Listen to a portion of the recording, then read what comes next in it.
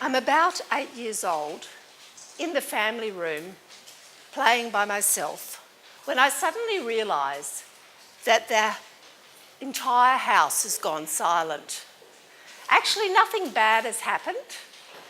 My brothers and sisters are out, my dad is at work, and my mum is in the kitchen. But I can still remember how scared and vulnerable I felt at that moment.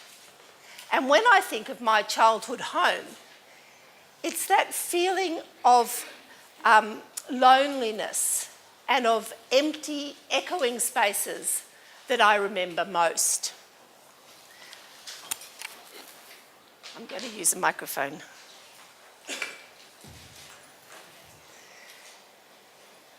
Connection is a very human need. The health researchers like to put it like this: social inclusion is a determinant of our mental health and well-being. In other words, disconnection drives us nuts. So why, I wonder, do we choose to live our lives in ways that afford us so few opportunities to connect? Why do we prefer to drive in our cars alone, or to put up big fences between ourselves and our neighbours? What's so terrible about hearing other people's kids running around, or even hearing our neighbours making love? I believe that we are afraid of our need for intimacy and afraid of the power of that need. Back in July, I took the first steps towards creating more opportunities for intimacy in the common spaces around the block of flats where I live. I especially wanted to transform the side garden where the clotheslines are, from a sad, neglected space into a luscious little retreat with chairs and a table and shade and veggies and flowers and a lemon tree and passion fruits on the fence. I decided to involve my neighbours in these ideas. I'd been to a conference about creating healthy cities, and I'd come back all fired up to get started at home. But then I encountered a problem.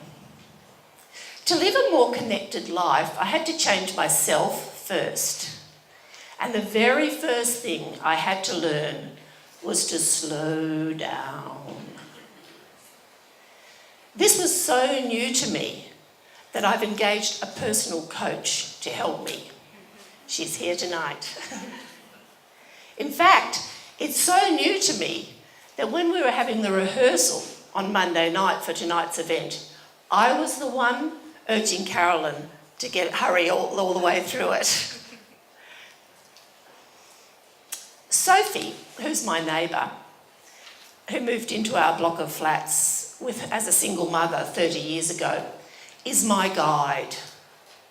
Sophie's done all the work on the common garden spaces so far. She sweeps our doorsteps and waters our gardens every Friday. Over coffee and cake, we talk about our dreams. They don't always match. My friend Jane, who's a fantastic gardener, walked around the flats with me and Sophie looking at what we could grow where. I loved Jane's idea of growing pumpkins on the roof of the carports. Sophie, not so much. Sometimes these days, I sit outside at the little outside table so that when my neighbours go past, I can say hi and have a little chat. And I'm surprised at how scary that is. This is more about a process than about the outcome. This is about me becoming a person who can connect with others, to create a space, a garden that's loved and shared by everyone.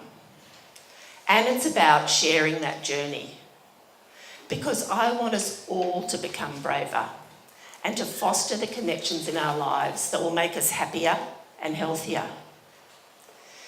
The Roman Emperor Marcus Aurelius wrote, "Don't go on discussing what a good person should be, just be one." To which I would add, don't go on discussing what a connected person should be, just be one.